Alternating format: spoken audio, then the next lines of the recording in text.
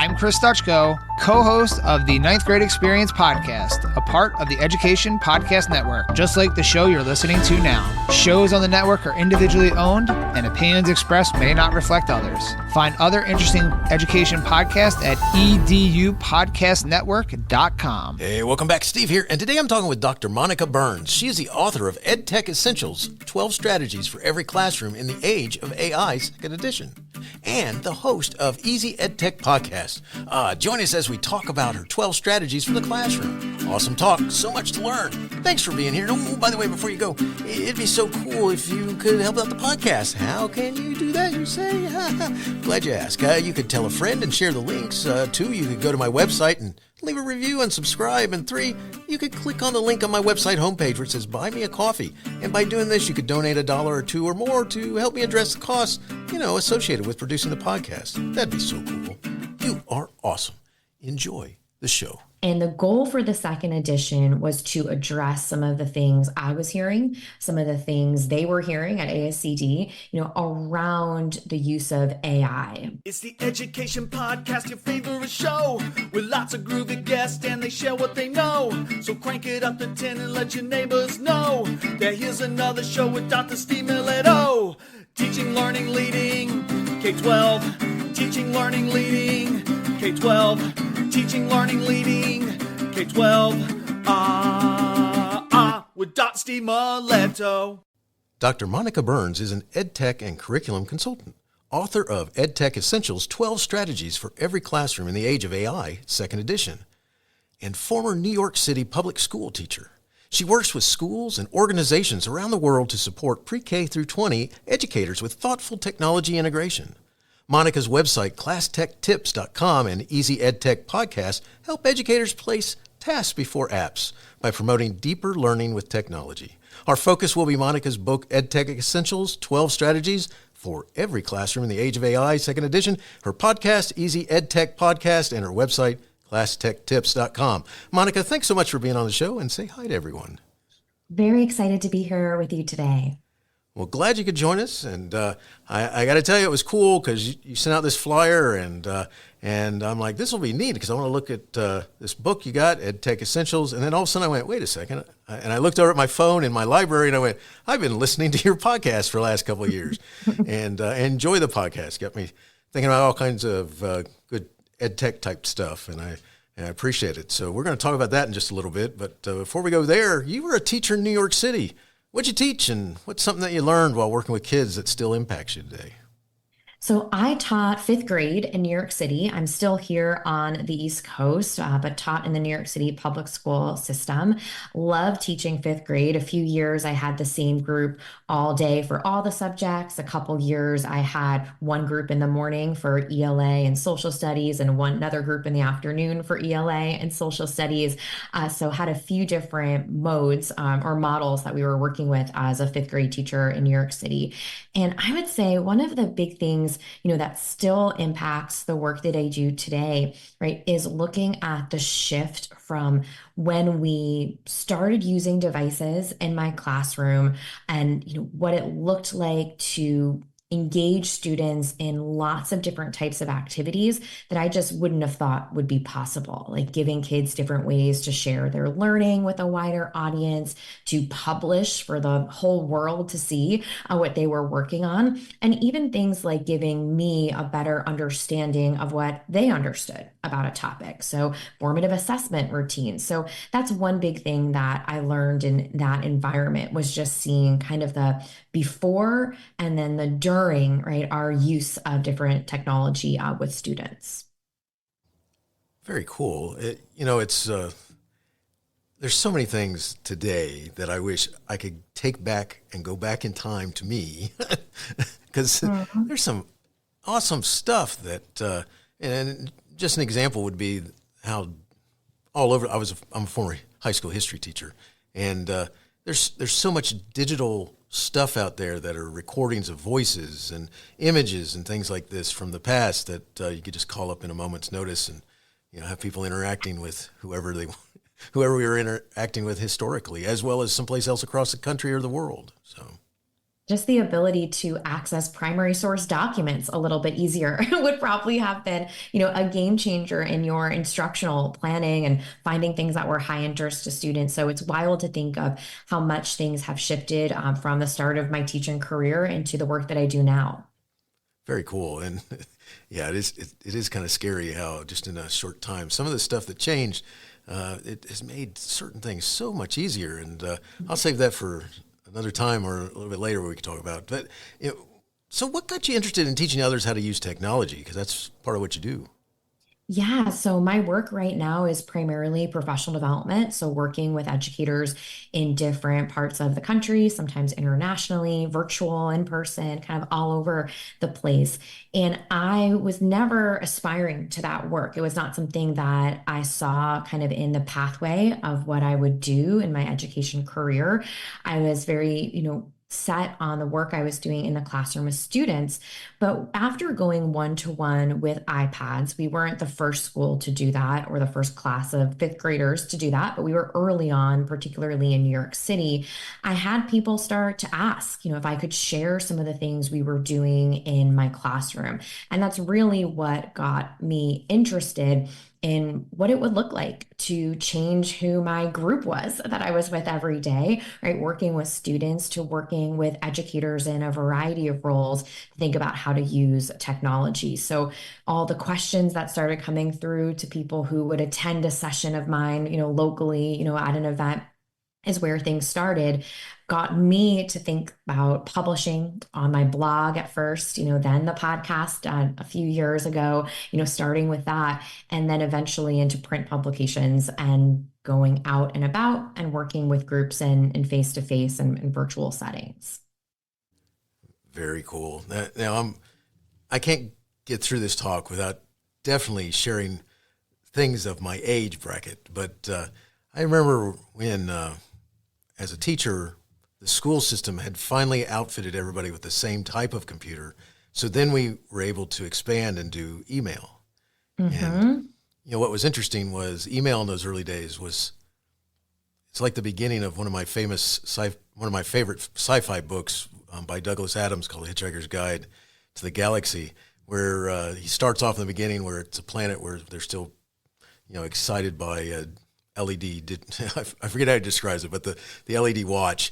And, it's funny because in those days with the email, you'd send an email, then you go down two doors and you'd say, hey, did you get my email? Yeah, exactly. Right. Just so different, right? So different than today. Very much so. Today we're going, oh God, yes, I got the emails. Stop sending me emails. Right. Yes. Mm-hmm. All right. So let's take a look at your book, EdTech Essentials, 12 Strategies for Every Classroom in the Age of AI, second edition. Why'd you write it, and what was something you added in that second edition? So I have worked with ASCD on a handful of publications on my book Tasks Before Apps, on some quick reference guides over the past few years, and the book EdTech Essentials. The first edition came out a few years ago.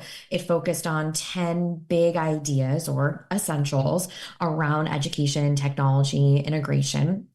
And the second edition came out in June of 2024. And the goal for the second edition was to address some of the things I was hearing, some of the things they were hearing at ASCD, around the use of AI, both from what educators were experiencing in their own instructional planning to what they might want to think about when it comes to preparing kids to navigate spaces or evaluate content that may be generated with AI. So the second edition has two new essentials, one on generate and one on evaluate, that really addresses the things that I hear from educators in my work around classroom technology integration. AI isn't the focus of the book. It's more broad in terms of applications or use cases for making the most of technology in classrooms, but it is something that's threaded through, the different chapters of the book, including these two new ones. So one big thing that's new are the two essentials. The other is this through line, that goes throughout the book, making sure we are noticing the moments where AI may come into play. That's awesome. And kudos on your book. The book's easy to read. It's got a nice format, which we're going to talk about in just a little bit. And it's just so practical, and I think that's awesome. One of the things that we're going to focus on here is what your book is all about, which is the 12 Essentials. So let's start off by looking at a few of them. So starting with navigate online spaces effectively. So why do you see this so important that navigate is the first on your list? Yeah, that's where I decided to start in terms of listing the essentials. I wouldn't say that they're necessarily sequential or all build off of each other. I encourage educators who are jumping in to feel free to bounce around to different parts of the book, that speak to them. But I chose Navigate as the first essential because it's the practice that we do, whether we name it or not, when we are in digital spaces every day. We know what button to press to open up a Zoom meeting like the one we're on now, right? Without thinking too much, we could find the chat button because it has that little talk bubble, right? In our particular tool that we're using, right? And there's a lot that we see when we are in digital spaces that are intuitive because we've spent time, right, bouncing around between different places. And in order to really be successful in a digital world, you need to understand, right, some of these navigational strategies, just like you need to understand how to navigate, right, a public transportation system if you live in a space where, you rely on that as your primary mode of getting from one place to another.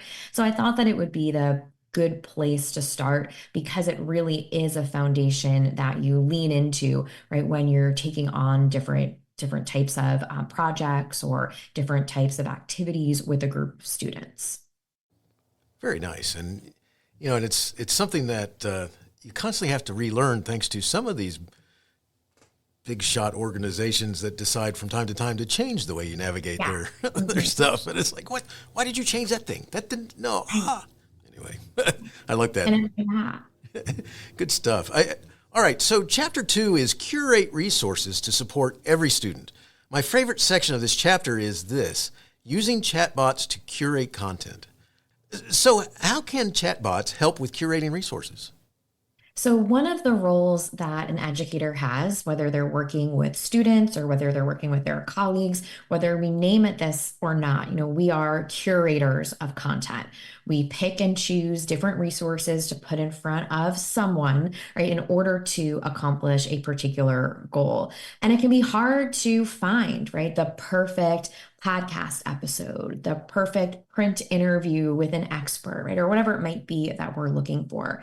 And so chatbots are one place to go to find that type of content. We might be used to going to Google and trying to figure out the right keywords that are going to help us get a little bit closer to finding that great piece of content.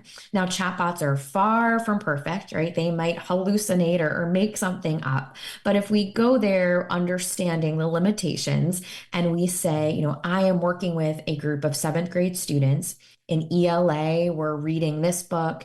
In math class, this is what they're studying. They're all really excited about this topic that's big in the movies for whatever reason is really, grabbing their attention this year, right? Help me find some content that, accomplishes a particular goal. You could never put all of that into a Google search. And unless you're an expert on all of those subcategories, it might be hard to find one thing or a handful of things that connects all of that together. And what I find is really useful for chatbots, especially if you have great content expertise and pedagogical expertise, you know what students need, right, in order to accomplish something. You can go to a chatbot and describe the situation that you're in, and then you can use that expert eye to vet their suggestions. And you might not get a perfect list of things to put in front of students, but it might give you an idea that you didn't think of because you didn't see that connection on the surface level. Or it might give you something that you make a few tweaks to, and then you're ready to share, with a group of students. So, if someone's listening and they're not quite sure where to start, they could go straight to a chatbot and say, I'm teaching this to my students. What movies are on streaming services that I could recommend to families for them to watch all together? And they might pop out, right, a big list of some movies that you might not play in class, but you might add to a newsletter, right, that you have going out to families. That's awesome because, to many of us, chatbots are little annoying things that pop up every time you go to a site and say, hey, may I help you? And you go, no, go away, leave me alone. Right. Yeah. Give me a real person. Right. Yeah. Exactly. So it's cool how you can put this to use for you. I like that.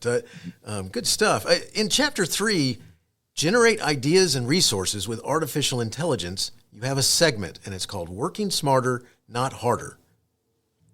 What do you mean in connection with AI? Yeah. So, we have so many things on our to-do list, right? No matter what role you are in education, there's a lot of things to take on. Some of them are administrative tasks, right? Or things that are maybe not the best use of our time just because, right, we can do it.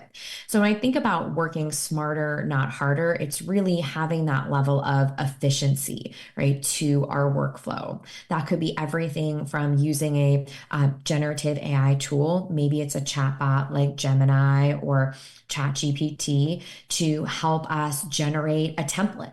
Maybe that's a template for an email that we're going to use over and over. Doesn't mean we're going to send it out with a copy and paste, but it's given us a template that we can personalize each time we use it. So that would be one example on more of that administrative side, right, where we might use a chatbot to work a bit smarter, not harder, and generate some resources that we can then put in front of a group that we're working with. That's excellent. I love it. And by the way, as we talk about AI and stuff, I can't get out of my head my favorite sci-fi book, once again, which The Hitchhiker's Guide to the Galaxy. There's a character in there called Marvin. And he's the android. And one of the things that he's fond of saying is a brain the size of the universe. And they say, Marvin, go get this, and Marvin, go get that. And and he really fits well with with AI and where we are right now, because I wonder somewhere if there's an artificial brain sitting there going, you got to be kidding me. This is what you want me to do? And I can do all this other stuff?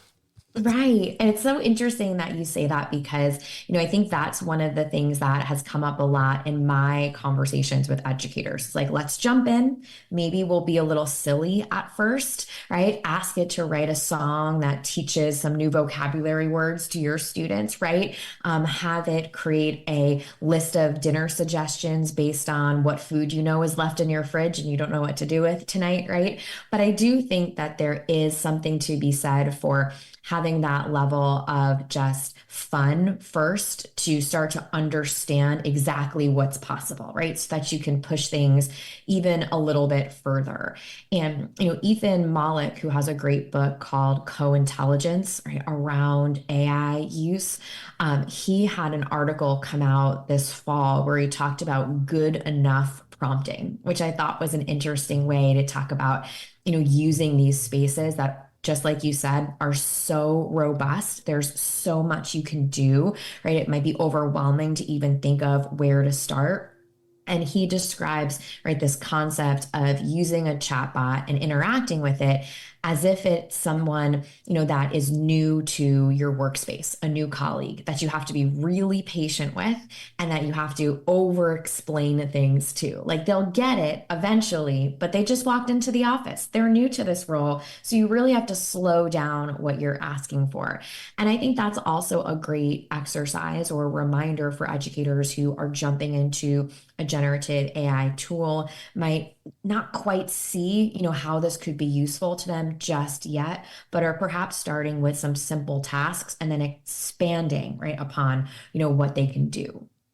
That's cool. It's funny because I have a friend who I was interviewing him for the podcast, and I said we were talking about because one of the things I asked for is a bio, and he's like, yeah, and he put something together, and I said, that's too little. I said, you do too much. I said, you got to do more than that. And he said, you know what? I wonder if I gave this to AI, what would happen? And, and what was cool was he played with it to like what you were talking about, to where he got a very serious one that actually found information about him that he didn't, it's like, where in the world did he come up with that? And it's correct. And, but then he then went to the more whimsical side of it and had it, saying some funny stuff. So it was, and it was right on. You can make the whole bio rhyme if you wanted to, or yes, exactly. Have alliteration, right? There's so many things you could do. I love it. It's cool though, the way you're talking about it, because that's, explaining it to someone you got to give them some time to figure it out and then, watch them run with it, which is cool. All right, so before we go any further, let's talk about the formatting of EdTech Essentials. Throughout the book, you have QR codes, you have little sidebars and all kinds of stuff. I want to specifically talk about the QR codes that connect the reader to other resources and more information. So why'd you include these? Yeah, so one of the main reasons that I include the QR codes is because I wanted there to be stories, right, throughout the book. And oftentimes when you see a story in a book or just a little snippet, it's like 3 or 4 sentences that talks about, right, how someone's putting an idea into action. And you're a podcaster, right? I'm a podcaster. I love the audio medium. It's a big part of the way that I consume content, right? In addition to creating content. And so I have, hundreds of podcast episodes, right? Hitting 300 at the end of 2024. And a lot of those are great examples of what I'm talking about in the book. Some of them are just great and kind of unrelated to the book, right? But others are great examples of what is in a particular chapter or sidebar.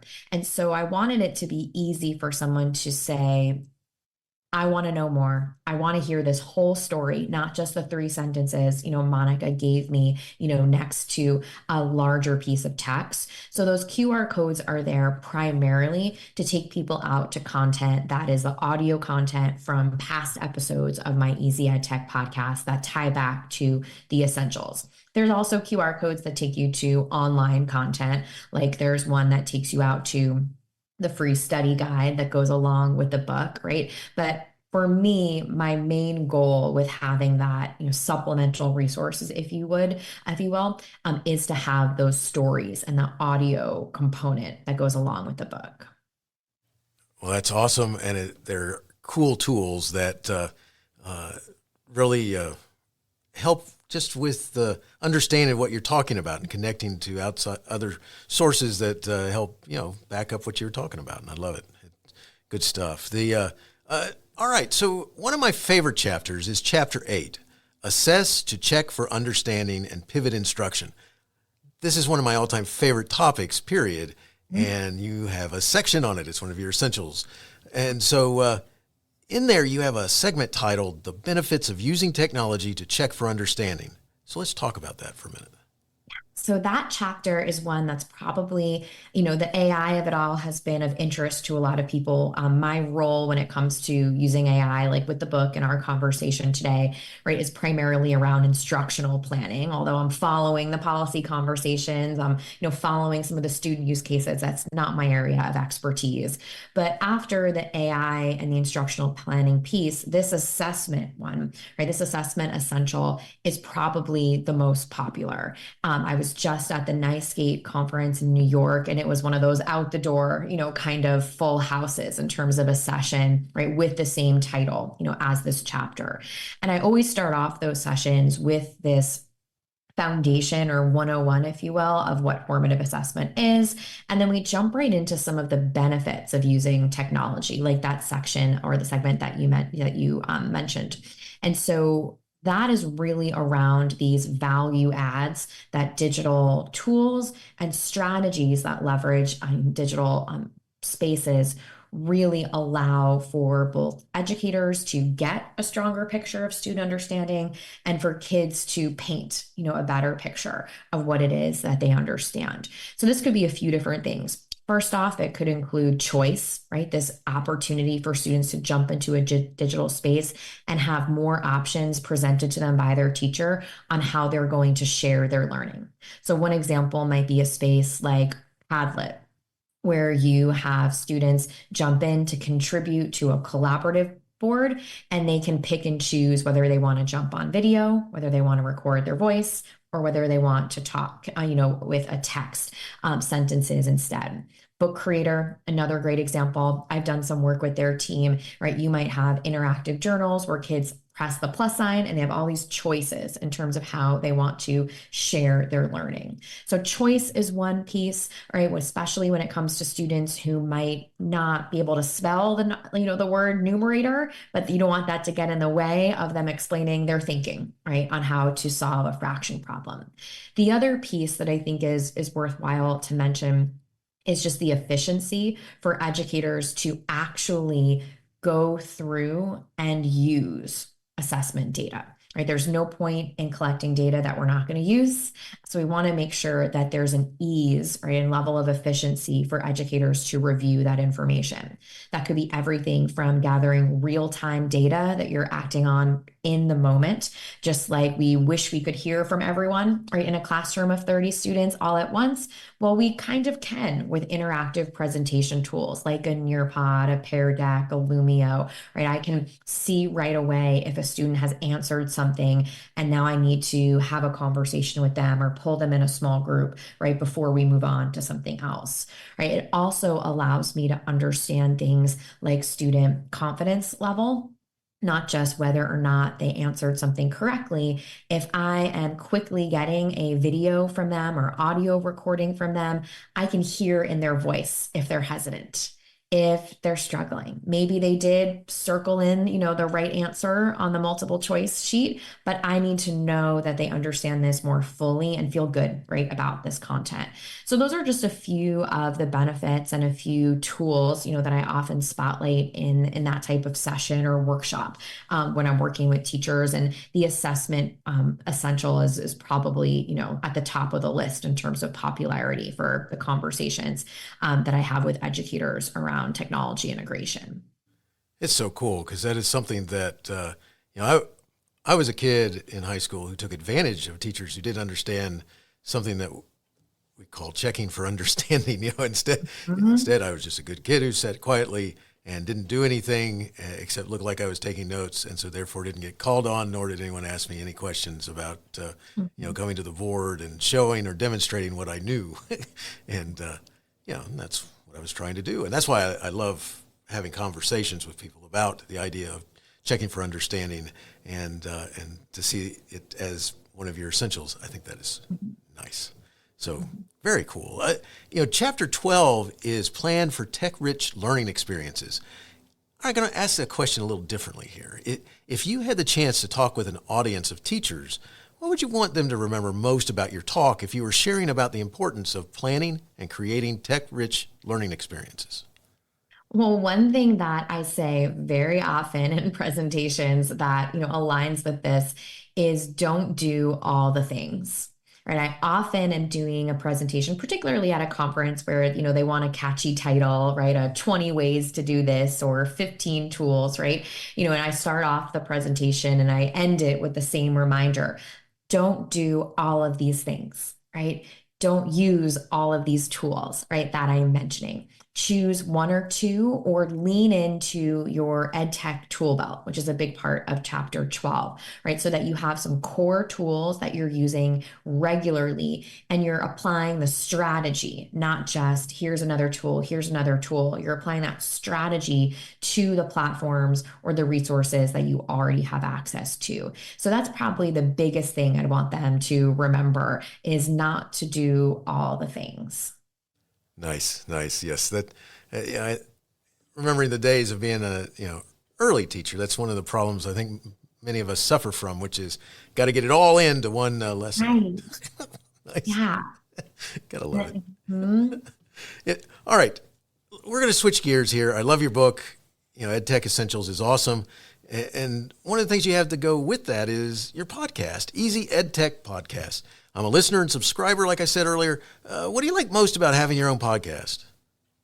So having a podcast has been a really interesting experience. It'll be 6 years in March, beginning of March, that the podcast will be going strong. And it's an medium I've loved for a really long time. I loved listening to podcasts. I was an early person when it came to podcasts, or trying to get them off of my iTunes onto my iPod, at the time when they first came on the scene. My Spotify Wrapped at the end of the year is always an embarrassing number of minutes that I've been listening to of podcasts. And so a few people, I guess it must have been, towards the beginning of 2019 were really, I felt like I was hearing it from everyone. Like, do you have a podcast? I think I would listen to this. I don't have time to read the blog post, right? Like, these are things I was hearing at conferences from folks who were attending my session or, got my newsletter and were just looking for different ways to interact. And, I thought I should listen to people who are sharing, these ideas of what they want. And so I was hesitant at that time to bring guests onto the podcast because my travel schedule was really bonkers. The idea of bringing in another level of content creation into my business seemed very overwhelming. So I decided, and I did this for almost the whole first year. The whole first year, I think there was one interview that I did. I took older content for my blog. I've been blogging since 2012 and refreshed it, with new ideas, with new tools. And I turned those into short solo podcast episodes. And I did that for almost all of 2019. And then in 2020, I started the year with that mindset. But with the shift to distance learning, with my professional, development work that I was doing, no longer being on the road, doing webinars and virtual support for schools that were closed for the pandemic, right? Or doing, distance learning for the pandemic, I had the time to schedule, right? People to jump on and have interviews with me, people who had really great stories to share about what they were doing, right, in these virtual environments. And I wasn't running to the airport. I was working from home and I could schedule these interviews, right, without it being very disruptive to my schedule. So with both of those things in mind, I shifted to having really every other week or 2 weeks on, 2 weeks off, still releasing new episodes every Tuesday, but some are interviews and some are solos, right? So I've got an interview that went live this Tuesday. I've got one that'll go live next Tuesday, and then I've got a solo episode right after that. So I really love having these opportunities to speak to people, I guess, which is coming back to your original question of what I like the most. And I like having this chance to ask questions, to hear stories. And although it wasn't really the reason why I started the podcast, it's evolved probably into my favorite part, about having my own podcast. That's awesome. They're a lot of work, but at the same time, it's so cool. The interactions that you have, the information you can share, and the network that starts developing that's worldwide. So, well, kudos, and keep it up. I enjoy your podcast. It's awesome. Lots of learning there. Let's go to your website. You have some cool gifts for people on your website when they go there, if they take advantage of it, which I have. Mm-hmm. And care to share a little bit about those and other stuff from your website? You bet. So my website is classtechtips.com. And on the website, I've got a newsletter that goes out every Monday, but I also have a free stuff and favorites section of the website. So that includes all sorts of things to download, planner pages, which are really popular, particularly at the start of the year, the start of the school year. I have an ebook with prompts for educators who are curious about ChatGPT, graphic organizers, a study guide, lots of things there to explore when people are looking for, something maybe new, something to download, something to check out. And then, of course, on the blog page of the website, there's a search bar. So if someone is looking for something specific or there's a tool that they're using, they can type in any kind of keyword right into that search bar to find some content around that area that they're interested in. That's awesome. And very useful website. You got all kinds of information there that also helps you share a little bit that I'm going to ask you a question about in just a minute. But let's go ahead and remind everybody where our listeners can find additional information, connect, and learn more. Yeah, so I am at Class Tech Tips on all the platforms, Blue Sky too, which has gotten a lot of traction over the past several weeks. ClassTechTips.com is where you can find the blog. The podcast lives there too. And it's the Easy EdTech podcast on all the podcast platforms. It's an audio podcast also, but you can even find it on YouTube. Very cool. And I'll put that information in my show notes so it's easy for them to get in touch with you, which would be very cool. So, one of the things that I think it's cool about someone who works with technology is when they actually are a trainer. So I believe you do that. And so what's it like working with Monica? What do you do to encourage them, to get them? I mean, what are some of your topics that you talk about and stuff like that? Yeah, so my professional development work is pretty flexible, right? I try to make it fit within the needs of an organization, the structure that is their norm. I would say most often, so especially in this past year and a half, I'm doing webinar series for groups. So I'll come in and instead of just a one-time webinar, we'll do a 3 or 5 part kind of series where we dive deep into a topic. And that's been around the book in some instances where we look at a few of the essentials a little bit more closely. Other times it's been around AI for instructional use. So we'll explore chatbots, we'll explore image generation tools, we'll look at how to differentiate instruction for students with the help of AI powered tools. So those virtual engagements have been really popular, trying to make them as interactive as possible when it comes to people trying things out and sharing and asking questions. And then in-person engagements vary too. So there's some groups where I'll come in and do a full day, with their staff around one topic. That could be around formative assessment. I was just with a group in Illinois where that was our focus for the whole day together. Other groups, it's around AI for instructional planning. That's also been really popular this year, doing a full day together or doing a half day together to just get a sense of what's possible before diving in a bit deeper. And then other groups are spending, more time unpacking content. I'm working with the group in Colorado right now where we're doing 3 days together, this school year into the winter, where we're really unpacking different strategies and use cases for generative AI and connecting it back to the work that they're doing, with their students. And the other area for my professional development is really around creativity in the classroom. So how kids can share their learning, which of course has some great formative assessment overlap, through creative projects. So whether that's working with some folks like at Book Creator, who I was with at the NICE conference earlier this school year, or the folks at Adobe who have their big offices in New York, not far from where I am. So sometimes I'll pop in and help them out with their creativity institutes. And then of course, just working with schools and districts who have that as a focus. And my goal is always to get us started, to have some really actionable ideas together, and then to give some time and space for educators to make these ideas practical and make them their own. Very cool. Awesome. And this is, and I wish you the best with all that. I got one last question for you before you go, and it goes like this. Do you have a teacher in your past who made a difference in your life? If so, who was it? And what would you say if given the chance to say thank you? Gosh, I feel so blessed both as a student to have had so many wonderful educators who I worked, with, as well as a teacher, those who were down the hall or who helped me think through some big ideas. But I think kind of the one person that always I come back to is my mother, who's a retired history teacher, a high school history teacher. And so for her, having the perspective of growing up, with an educator as my mother, when I started teaching, one of the best pieces of advice I got was from her, which was to have lunch with everyone. Don't stay in your classroom, even if you're busy and there's piles of papers.